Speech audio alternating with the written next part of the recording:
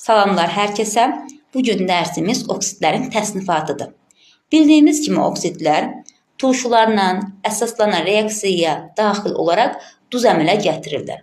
Ancaq bəzi oksidlər var ki, nə turşu ilə, nə əsasla reaksiyaya daxil olmur.